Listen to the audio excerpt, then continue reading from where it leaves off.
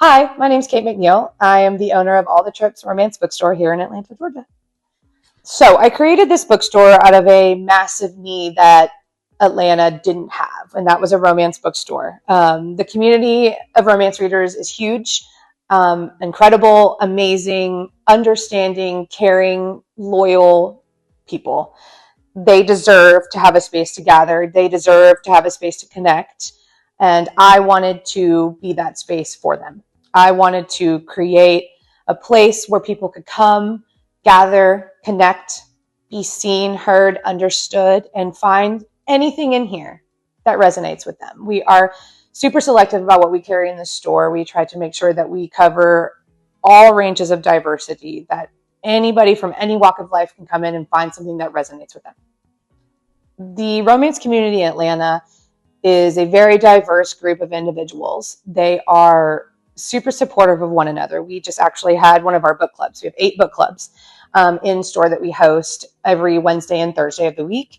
One of those book clubs just went on a book retreat together, and they had the greatest time of just connection and love. And they are super grateful that we were able to create this space for them to be able to, house that for them, in the sense of having their identities understood and met with the utmost concern and care.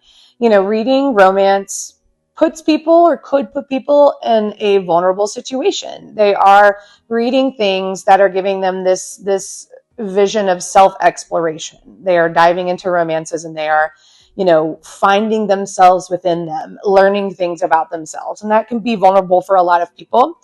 We wanted to create this space where those vulnerabilities were uplifted. Those vulnerabilities were hugged really tightly.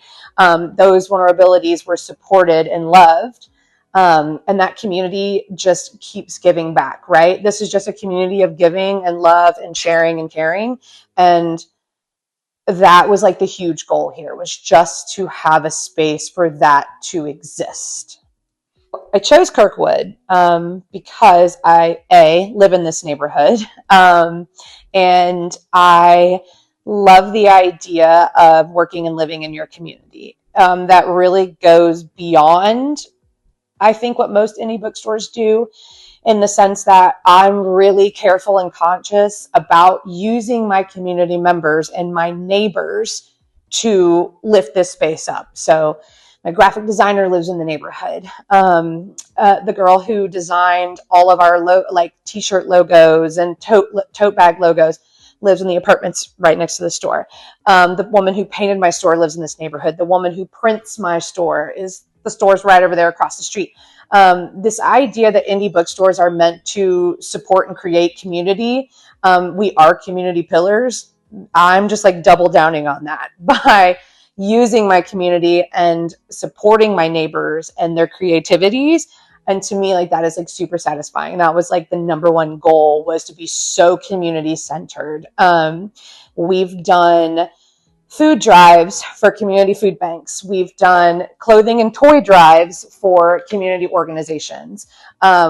We really try to stick it and stay home here in Kirkwood.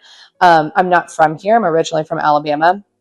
When I first crossed over the threshold into Kirkwood and we were looking for homes, the vibes were just awesome. It brought me to tears. I was like, oh my God, this is where I want to live. We went all over Metro Atlanta, and this was the last place we visited. And the vibes were just incredible. And we've lived here for almost 9 years now. And now I work and live in this neighborhood. So it's just a fantastic neighborhood full of amazing, creative, kind, and supportive people. So I wanted to give back to my neighborhood. We are super intentional about what we carry in the store. Atlanta is a city that many groups, ethnic backgrounds, cultures, sexual identities call home. As community pillars, that is our job, to support the community and to uplift the community. There is a surprisingly large group of romance authors who live in Atlanta. We are really conscious about getting in touch with them, having them come in, sign books. We do multi-author events. So we really bring in our community, and they are able to meet local authors that I didn't even know existed in Atlanta. We are always on track with what's happening in the world. It means a lot to us. It fuels us. It fuels what we do in here. We are constantly, in the know of things that arise. Sometimes you love this author. It turns out they were not who you thought they were. They had written about an experience they don't live. They had, used verbiage in their books that weren't correct and they were harmful. We immediately remove those books from the shelf. We do our research. We don't want anyone from our community to come in here and feel like we don't care, that we don't care about them, that we don't care about their experience, that we don't care about their struggles, because we do. We do constantly get credited for our diversity in books. That is our goal, has always been our goal. I think we've been fantastic in accomplishing that goal, but I always think that things could be better, right? I always think that there is always room for improvement. Yeah, I love that anyone from our community can come in here and find something that speaks to them, find something that is an experience that they've lived before. They can read about characters that they can relate to. And that to me is, why we do this, creating this community, creating this, diverse well of books that people can always find themselves in. Number one goal. If you could sit down and think about any book that you've written or that you've read before, it does exist in the romance sphere. You can think about, oh, hey, I'm really into, like Ghanaian love. Like, what is the culture around love in Ghana? We have that book. I want to know, the love and the culture surrounded around the Gold Coast and like how people around there find love. We have that. They exist and they deserve to be seen, right? Those authors who write these books, there is somebody out there and they wrote those books for those people. And as an indie bookstore in a diverse city, it is our job to provide that. I think that it's also really important for people to read outside of their sphere, right? I am a straight white woman. I read a lot of male books. One of my favorite authors of all time is Kennedy Ryan. She is a Black author and writes about Black characters. Real. Woo! That book is so good. 5 stars, most favorite book of last year. I am constantly trying to educate. And I think when people come in here and they are willing to open their mind to something outside of their lived experience, that's where the connection begins. That's where the understanding begins. That's where the revolution begins. It's about reading things that you don't know anything about. It is not like, if you want to understand more about Black culture, it is not a Black person's job to tell you about Black culture. Coming in and reading these books about Black culture is super important for white people to experience. If they need to learn, to grow, to understand, to support, then by all means, like, we're going to do that. I do that. I'm constantly reading things to understand, to know, to grow, to love, to support. And we have books here for that. We recommend those books constantly. We do blind dates with the books. You don't know what you're going to get, but I will tell you, they're mostly queer, diverse. They're not straight white people stuff, because people will get it and they're like, woo, because, nobody can resist like a surprise freaking guest. What's in here, right? Nobody can resist that. So they just buy it and they get home and they open it and it's like male hockey. And you're like, yeah. And now they're going to read it and they love it and they come back, right? And they're like, wow, I really like that. And if you just give people the opportunity to try, they will most often find that they're super into that, right? And now you've brought a book to somebody who doesn't understand that lived experience, can now read about that lived experience and maybe help someone through that or support someone through that. And that's why, like I always say, like, reading is revolution. Period, point blank, no matter what. How has romance outlived the stigma is probably the largest question that I am asked, that anyone who reads romance has asked. I grew up with a mom who bought their books at Kroger when they were on sale.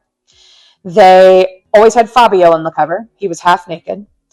It was embarrassing. As a kid, I was embarrassed. I'd be like, Mom, please put that away. Please don't go to the checkout counter with that. It's so embarrassing. Oh my God, you have it like right next to like kids' pancakes. Like, what are you doing? This is so embarrassing. Those are bodice rippers. Those are the OG romance books. Those are the ones when you thought about romance, you just pictured like a single woman, right? A single mom with kids. But like, that's not the case. And it's certainly not the case anymore.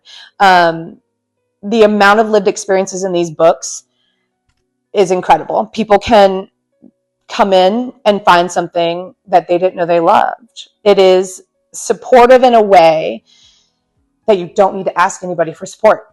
You're finding support through these books, through these characters, through these experiences. Being able to find yourself within these books, find what you're sexually attracted to, find, qualities in a partner in a safe space, because you're reading it alone, or maybe you're reading in a park and there's lots of other people doing things around. But the point is that you can take these books, you can take these characters, you can take these worlds and take them wherever you want, and you read them just with you. So you get to digest all of that with yourself. You get to grow within yourself. You don't have to talk to anybody about it. You can. You absolutely can. You can take everything you read and you can sit down to a book club and you can discuss what that book meant to you or what that book did for you. The book clubs that we've created here are caveats to those experiences. They start off as strangers. They end up as friends. Sometimes they end up more than friends. You don't know. But the fact that you can go into a space, feel supported, talk about a book that resonated with you is priceless. It could be whatever you want it to be. And if someone wants to read romance, that is their prerogative. The gifts that they get from reading those books, you cannot take that away from them, ever. And to stigmatize anything that anybody is into is fucked up. You are not here to judge anybody. We certainly aren't here to judge anybody. We want to give that to people. We want to give people that self-discovery in a safe space.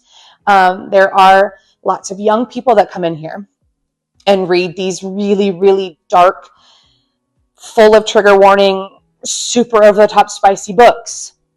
There is a young girl that comes in with her dad. And I'm like, hey, Dad, this is not really appropriate for your kid. And he said, I'd rather her read it in a book than her experience it in the real world. And I was like, okay, makes perfect sense. I was judging. Now I'm not judging, right? You just opened my eyes to this whole sphere where, okay, normally I would be like, oh, you're 15. I'm like, okay, well, this is safer. This is safer to read about so you can find what you're into. And there's nothing wrong with that. I'm tired of sexuality being stigmatized. And sometimes it's not even about the sex in these books. It's about the stories. It's about the connections. Like, yes, there are books with a lot of spice and where it's mostly about sex. And there's a lot of books where it's about self-discovery, second chances, enemies to lovers, right? Like workplace rivals. The stories themselves are incredible. Sometimes it just has smut. And like, why does that make that a bad thing? If I were to turn someone on to romance, I would not recommend ACOTAR. I know that that's probably what you thought I was going to say, but it's not. I would usually start with something in the more contemporary sphere. Like I said, my most favorite book I read last year was Real by Kennedy Ryan. There is a second book coming out, which I'm so excited for. It's called Score. But Real is a really good book in the sense that it's kind of like a 2-in-1. Okay. There is 2 storylines going on. There's the Harlem Renaissance, which is also just in and of itself a really cool era and time, of like celebrated Black performers, artists, singers, songwriters, musicians, just that whole vibe. Oh, so good. And there's a modern day story. So there's two stories going on, and you get a little bit of both worlds, right? I mean, historical romance is what this all birthed from, right? Those were like the first books, the bodice rippers. So you get that element, and then you get a contemporary element. And I feel like throwing someone right into a fantasy book as their first adventure into romance is a little wild. That's a lot to digest. Whereas Real has serious topics, really cool parts about history that not everybody learns about in school. And it's just a really good book, and the ending and the main male character, it's so good. Real, Reel, Kennedy Ryan.